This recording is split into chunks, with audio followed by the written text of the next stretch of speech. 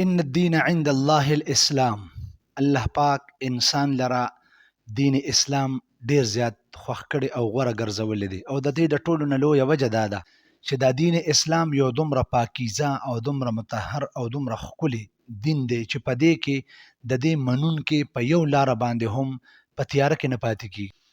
الله عز وجل د دین اسلام منونکو ته په هر لاره باندې په هر چاره باندې مکمل رهنمایي ورکوي. د حضور نبی کریم صلی الله علیه و آله وسلم نه یو طریقه مروي ده چې هغې ته موږ استخاره وایو. بسا اوقات انسان په دنیا کې په خپل ژوند کې ډیر څیزونه خوښوي، ډیر ناخوښوي. اوس کم شی چې خوښ دی، کم څیز چې خوښ شو، یا په کم څیز باندې چې د انسان زړه ورغی،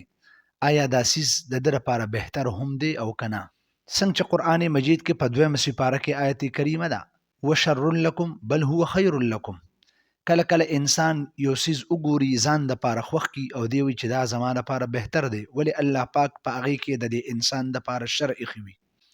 او ډېر کله ته داسې چې انسان د یو څیز نه نفرت کوي یا وایي چې دا څیز زما دپاره بهتر نه دی، ښه نه دی، دا زه د دې نه نفرت کوم. حال دا وي دغه کار دغه روزګار د دې انسان دپاره بهتر وي، په دې کې د الله پاک د طرف نه ډېر لوی خیر وي. انسان چونکې ناپویه دی او د سره علم هم نامکمل دی، د دې دیوال نه بعد اخوا دې څه لیدل کتل نشي کولی.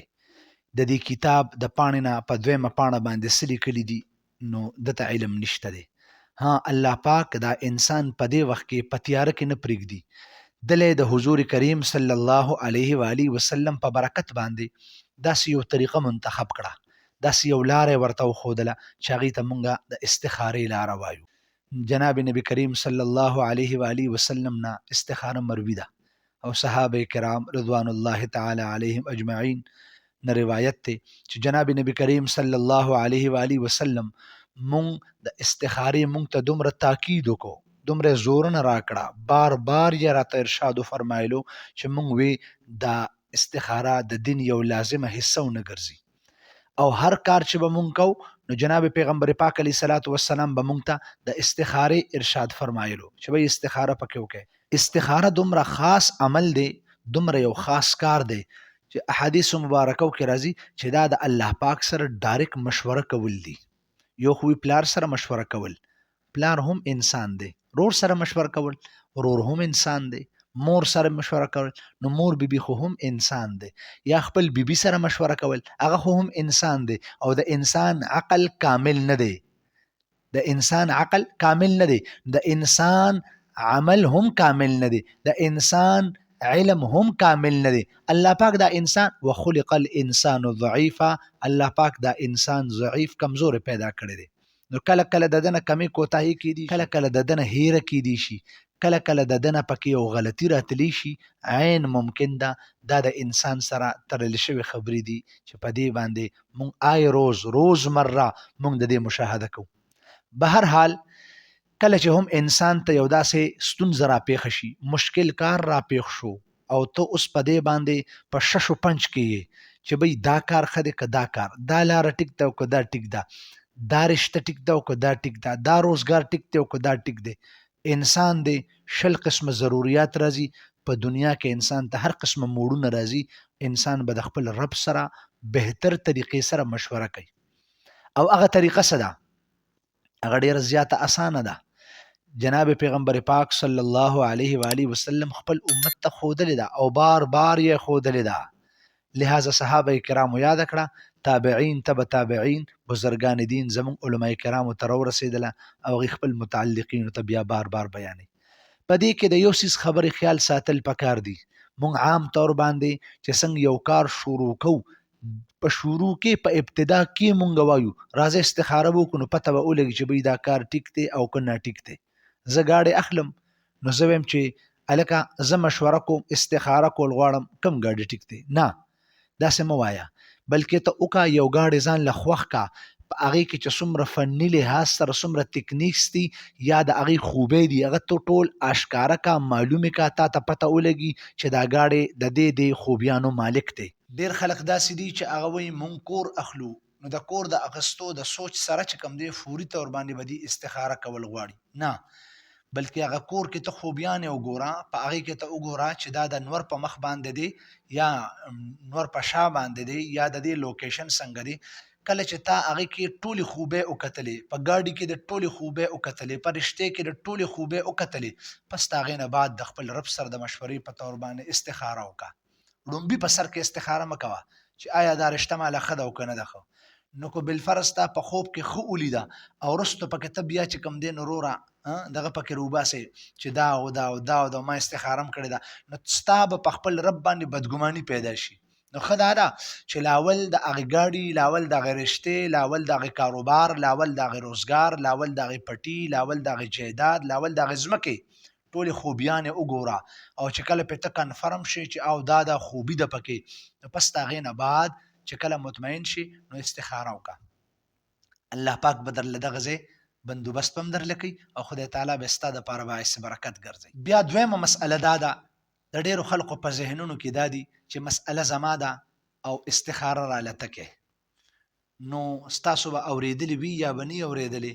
چې خلقو استخاره سنټرې کولو کړي دي او د خلقو دپاره استخاره کوي. دا خو یو روحاني څیز دی او زه به دا ووایم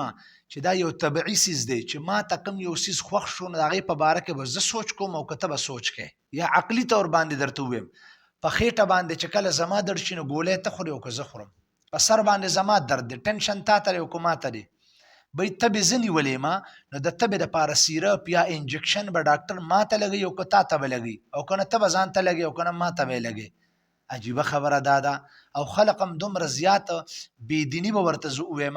یا به ورته جهالت ووایم چې په دې باندې خلق پیسې هم ورکوي، په زرګونو روپۍ باقاعدګۍ سره 20 اور 25 هزار روپۍ فیس دی د یو استخارې د کولو. او حضرت صاحب به درته ووایي زه به تاله استخاره وکړم او وبه ګورم چې دا رشته ستا لپاره ښه ده او که ښه نه ده. حیران په دې یم چې دا رشته زه ځان له خوښوم، دا کاروبار زه ځان له خوښوم، دا ګاډی زه اخلم، نو دې ته به زه په خپل نیت باندې، په خپل نظر، په خپل عقل او سوچ باندې سوچ کوم او ګورم به ورته، او که نه دا به ته به چې کوم دی نو په خپل عقل او په خپل سوچ باندې ورته فکر کوې.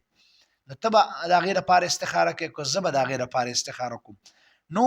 د بل دپاره استخاره نه، استخاره د خپل ځان دپاره کېږي. خوب دا د خپل ځان دپاره بهتر طریقې سره لیدلی کېږي. د بل انسان څه اعتبار دی چې د بیګا لوبیا خوړلې ده او که د الوګان خوړلې دي او که نه د چې کوم دی نو داسې قسمه خوراکه کړې ده چې هغه د ګیس یا د بادو